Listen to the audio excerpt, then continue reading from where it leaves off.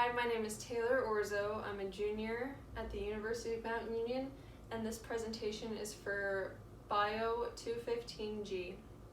So before I start, take a second to imagine a world with no communication, and I'm talking like no body language, no eye contact, nothing.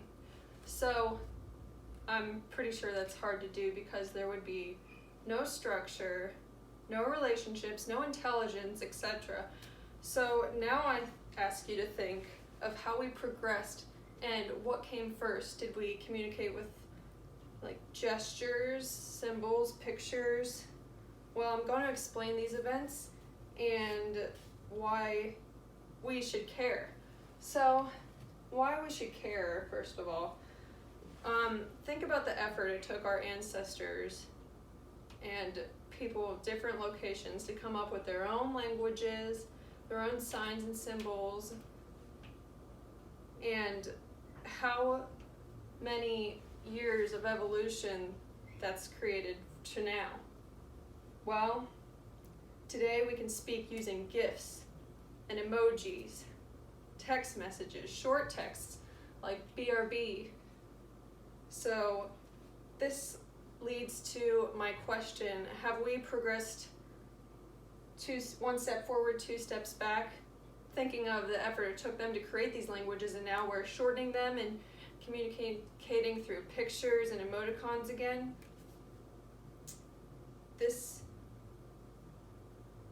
way I will use evolutionary theory to explain if we've progressed or hindered our intelligence.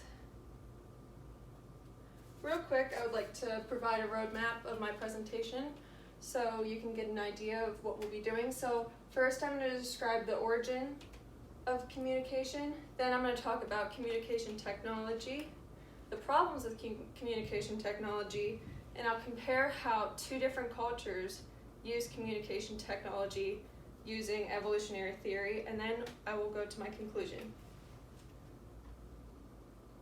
So the origin. According to Dorr, the capacity humans had for language was very different from other life because language kept evolving, and it's still evolving today.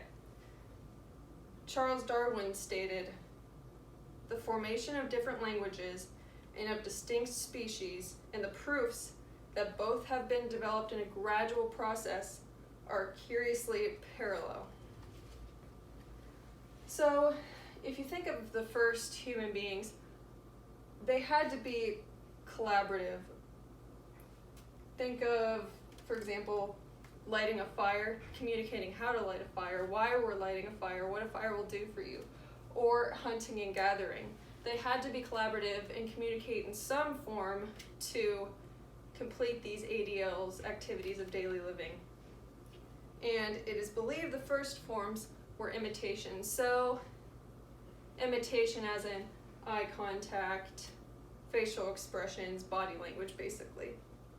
But the cons that came along with this type of communication and only having this type of communication were misinterpretation. This is why language needed to evolve.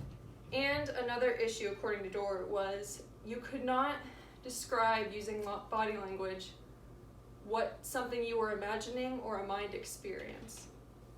At least you couldn't do it very well. So humans always had the anatomy to speak, like the tongue and the vocal cords.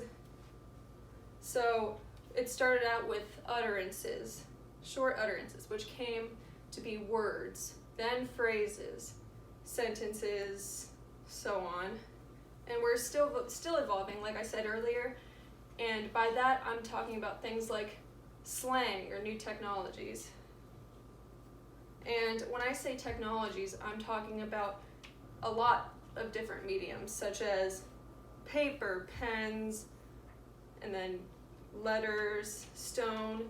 And if you think back then how hard it would be to deliver something written on stone compared to paper, that was a huge evolution. And then writing in mud and ink, and people even producing smoke signals to get others' attention from different distances, which distance was a huge issue. So Another form of communication were hieroglyphics. And the first forms, according to Craven in 2011, were written in Egypt. And then Heyman described them as communicating thoughts directly to another human being. And he argued against them being speech made visible because they weren't really communicating this way. They were just recording events that happened that they wanted to be remembered for long periods of time. And a long jump into the future, writing letters, and then all the complications that came with that, we have media and social media, technology, all these benefits. So, like I said, paper, carving of stone, mud, ink, we've really come a long way to social media. So, according to Carey et al. In 1980, the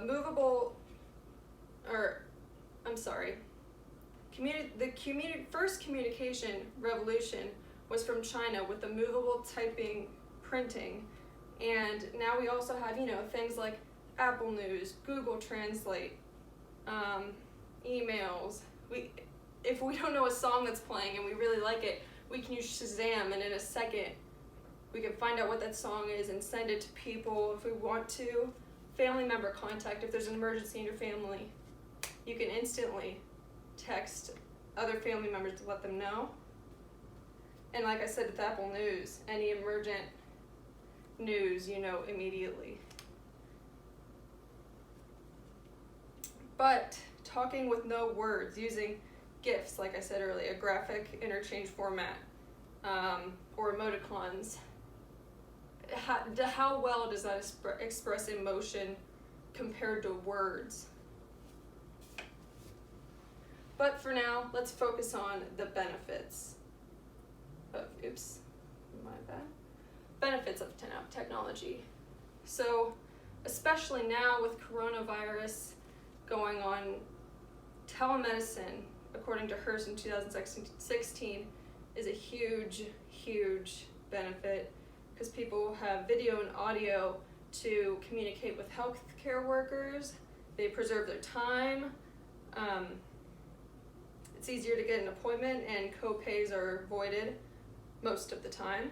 They're very cost efficient, but my question is it cost efficient when you have to have the newest form of technology to be able to use it?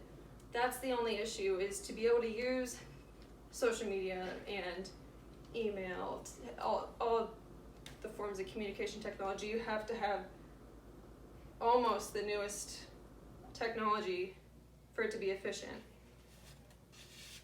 Now, the cons of social media, like I said, it's pricey. The convenience almost brings us back to our roots with memes and GIFs, emojis. Does it hinder our communication skills? I know, and I'm sure you know, younger adults almost have trouble communicating over the phone or in person and are more fluent over text messages. And according to Horstmanshop and Power in 2015, younger adults in relationships had less anxiety communicating over text message because they could think of the perfect things to say and take their time to write that all out. But this is not organic.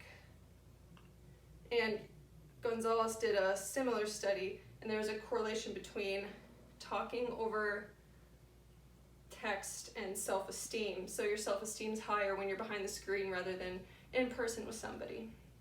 Other issues include cyberbullying, stalking, problematic gaming, and uncivil commenting, according to Moore and Anderson in 2019. So everyone has their own views based on their own experiences, but the issue is anybody can be subjected to the bad experiences, even little kids, whoever has access to the technology. So let's see how it's used in two different cultures. Okay, so I chose to compare China and the United States and how they use communication technology and it is a whirlwind of difference. Some of you might be surprised by this if you don't know already, but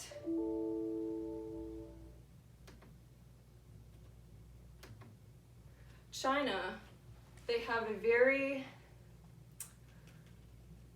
totalitarian regime. So, according to Carranza, Coladoni, and Feldman in 2017, these cultural differences are due to the patterns of transmission, innovation, random fluctuation, and selection. And like I said, China's totalitarian regime comes from their members' beliefs and conventional ways, so the Chinese evolved through innovation. So, of these technologies for communication in a unique and somewhat inquisitive manner, they have many cameras set up. They're very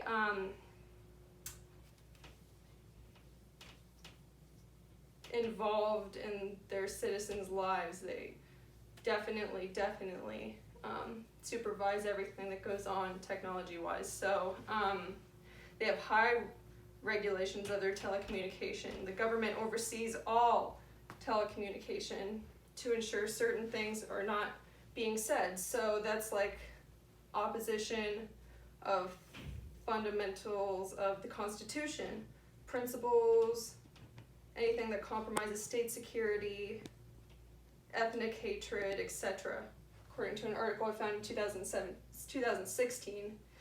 And to be more specific, the Chinese are also prohibited from using online obscenities, porn, gambling, violence, crimes, etc. So, for you teens that are bothered by your parents checking your phones, imagine the government always knowing what you're doing and prohibiting you from saying certain things. So, WeChat, finally. This is something that surprised me the most. So, on your iPhones, we all have the messaging app. In China, they aren't allowed to use that. I don't even know if they have it on their cell phones. They use an app called WeChat. So, this is according to FENG in 2019. Conversations can be flagged by the government.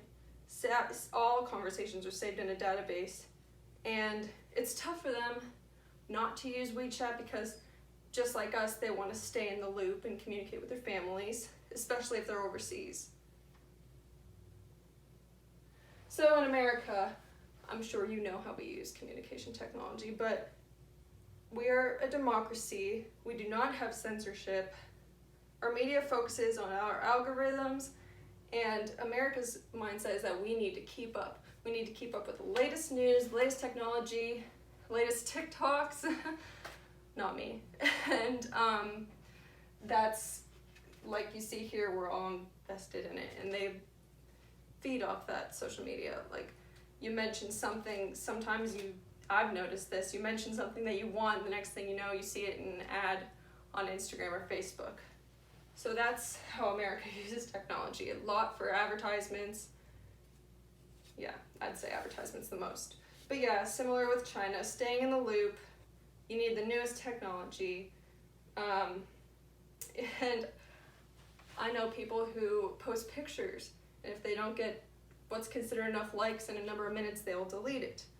So it's all about, I guess, just being super updated and aware of what's going on online rather than real life. But with all that being said, I think communication technology is more beneficial to us than problematic, because there is a way to use it correctly and there's a way to use it incorrectly. You just have to be educated. And in more ways, it's a blessing than not. Like I said, telemedicine, knowing your breaking news and communicating with your family, it's definitely more beneficial. Thank you.